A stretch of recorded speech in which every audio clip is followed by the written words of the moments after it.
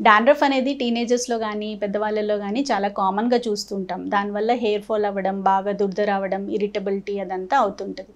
Dandruff అనేది మనకి ఒక స్కాల్ప్ ఇన్ఫెక్షన్ అండి. అది ఫంగస్, ఒక పిట్రోస్పురం అనే ఒక ఫంగస్ వల్ల వస్తుందన్నమాట. సో దీనికి ట్రీట్ చేయడానికి మనకు ఫస్ట్ అది ఎందుకు వస్తుంది అనేది ఆలోచించాలి. సో దాని మెయిన్ ఫుడ్ ఏంటంటే ఆయిల్, సిబమ్. సో ఈ ఆయిల్ అనేది మనకి ఒక ఏజ్ వచ్చాక, ఒక 12-13 ఇయర్స్ అయ్యాక హార్మోన్ స్టార్ట్ అయినప్పుడు ఆయిల్ ప్రొడక్షన్ అనేది ఎక్కువైపోతుంది. సో ఈ ఆయిల్ ఏరియాస్ ఏంటంటే స్కాల్ప్, ఫేస్, ఇంకా మన చెస్ట్, బ్యాక్, ఇక్కడంతా ఆయిల్ ఉంటుంది కాబట్టి అక్కడే పింపుల్స్ వస్తాయి.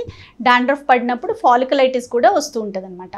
సో డాండ్రఫ్ ఉన్నప్పుడు మనం ఏం చేయాలంటే ప్రాపర్ క్లెన్జర్ వాడాలి. అంటే ఎక్కువసార్లు హెయిర్ని వాష్ చేయాలి. మన బాడీ ఆయిల్ అక్కడ చేరకుండా మనం దాన్ని కడిగేసామనుకోండి, ఈ ఆర్గానిజంకి ఫుడ్ లేకపోతే అది రాదు. సో చిన్నపిల్లలు అనుకోండి ఇదే చెప్తాము, జస్ట్ ఆయిల్ పెట్టొద్దని, ఇంకా ఆయిల్ ఎక్కువ అప్లికేషన్ చేయొద్దు, పెట్టినా ఎక్కువసేపు ఉంచకూడదు, ప్లస్ హెయిర్ వాష్ చేయాలి. హెయిర్ వాష్ చేయడానికి కూడా కీటోకోనజోల్ బేస్డ్ షాంపూస్ లేకపోతే సైక్లోపెరాక్సోలమైన్ ఈ షాంపూస్ ఇస్తూ ఉంటాం అనమాట. ఇది వాడినప్పుడు కొంచెం సేపు తల మీద ఉంచాలి, అంటే కాంటాక్ట్ పీరియడ్ ఉంచాలి. అంటే మామూలు షాంపూ లాగా పెట్టి కడిగేయడం కాకుండా ఒక 3-4 మినిట్స్ ఉంచారనుకోండి, అప్పుడు ఆ మాలిక్యూల్ అనేది మీ స్కాల్ప్లో కొంచెం ఎఫెక్టివ్గా పనిచేస్తుంది అనమాట.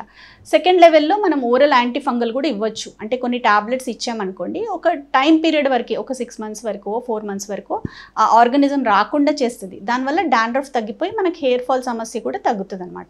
ఇంకా కావాలంటే ఇంకా నెక్స్ట్ లెవెల్లో చాలా టూ మచ్గా ఉందనుకోండి డాండ్రఫ్, వాళ్ళ ప్రొఫెషన్లో మధ్యలో వస్తుంది. అంటే ఇప్పుడు ఏదైనా షో బిజినెస్లో ఉన్న వాళ్ళకి డాండ్రఫ్ చాలా ఎక్కువ ఉందనుకోండి, వాళ్ళ పని చేసుకోలేరు కదా.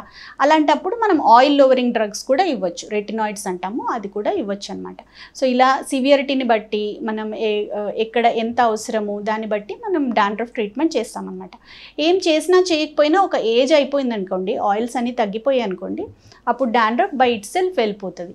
కానీ డాండ్రఫ్ వల్ల వచ్చే హెయిర్ ఫాల్ రాకుండా, దానివల్ల వచ్చే పింపుల్స్ రాకుండా, బ్యాక్ యాక్ని అంటే బ్యాక్ ఫాలికులైటిస్ వస్తుంది ఈ ఆర్గానిజం వల్ల.